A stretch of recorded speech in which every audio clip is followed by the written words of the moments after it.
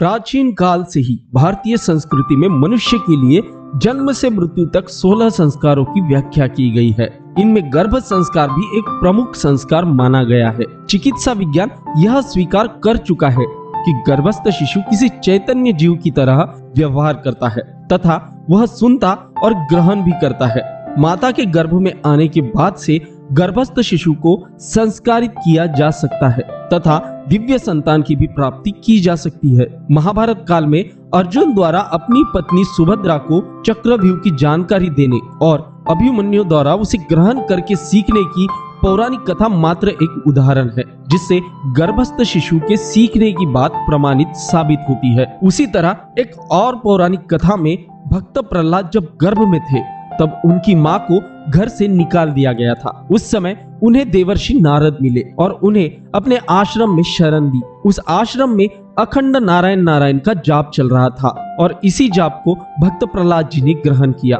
वैसे तो आधुनिक चिकित्सा विज्ञान परीक्षणों द्वारा यह सिद्ध कर चुका है कि गर्भस्थ शिशु माता के माध्यम से सुन और समझ सकता है तथा ताउम्र उसे याद भी रख सकता है। इसे सिद्ध करने के लिए एक उदाहरण ही काफी है। जैसे सोनोग्राफी करते समय गर्भवती को सुई चुभोई जाए तो गर्भस्थ शिशु तड़प जाता है तथा रोने लगता है। इसे सोनोग्राफी के नतीजे में भी आसानी से देखा जा सकता है। अब समझते हैं कि गर्भ संस्कार द्वारा दिव्य संतान कैसे पाए।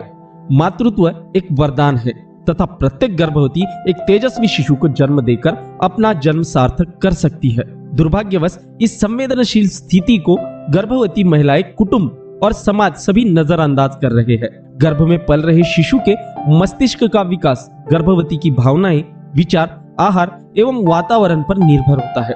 डॉक्टर एर्नोल्ड शिबेल्ड, जो कि एक न्यूरोलॉजिस्ट है, वे कहते हैं कि यदि गर्भवती आधे घंटे तक क्रोध या विलाप कर रही हो तो उस दरमियान गर्भस्थ शिशु के मस्तिष्क का विकास रुक जाता है, जिसका नतीजा गर्भस्थ शिशु कम बौद्धिक क्षमता के साथ जन्म लेता है। और यह महत्वपूर्ण बात हम जानते ही नहीं है। गर्भस्थ शिशु का मस्तिष्क न्यूरॉन सेल से बना होता है। यदि मस्तिष्क में न्यूरॉन सेल्स की मात्रा अधिक है तो स्वाभाविक रूप से शिशु के बौद्धिक कार्यकलाप अन्य शिशुओं की अपेक्षा बेहतर होते हैं। अब इसी को आज की कंप्यूटर भाषा में कहा जाए तो मस्तिष्क को हम हार्ड डिस्क कह सकते हैं। यह हार्ड डिस्क गर्भवती के मस्तिष्क से जुड़ी होती है। फलस्वरूप गर्भवती के विचार, भावनाएं, जीवन की ओर देखने का दृष्टिकोण, तर्क आदि गर्भस्थ शिशु के मस्तिष्क में संग्रहित हो जाता है। परिणामतः जब वह इस जगत में आता है तो अपना एक अनोखा व्यक्तित्व लेकर आता है। इसी के कारण आनुवंशिक रूप से एक होते हुए भी दो भाइयों में भिन्नता देखी जा सकती है, क्योंकि प्रत्येक गर्भावस्था के दरमियान गर्भवती की मनोदशा भिन्न होती है।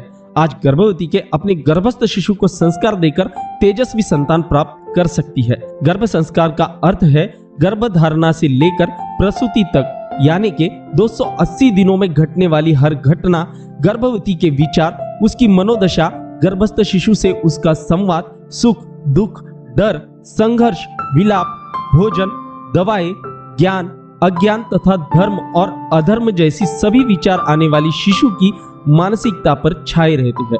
अमेरिका के एक अन्य वैज्ञानिक चिकित्सक डॉक्टर पीटर नाथानजिल अपने अध्ययन के बाद इस नतीजे पर पहुंचे हैं कि गर्भावस्था के दौरान आहार में परिवर्तन, आहार की कमी, गलत आहार से गर्भस्थ शिशु को कई बीमारियां मिल जाती है। शिशु के भावी जीवन में स्वास्थ्य संबंधी क्या तकलीफें हो सकती है, उसकी नींव गर्भावस्था के दौरान ही पड़ जाती है। अब देखते हैं कि 280 दिनों के कार्यकाल में हमें क्या करना चाहिए कि हम एक दिव्य संतान प्राप्त कर सके। पहला, गर्भस्थ शिशु का मस्तिष्क अपनी माता के मस्तिष्क से जुड़ा होता है, इसलिए उसके साथ स्वस्थ विचारों के साथ संवाद स्थापित करें। गर्भकाल में हमेशा अच्छे विचार ही अपने मन में ध्यान करें।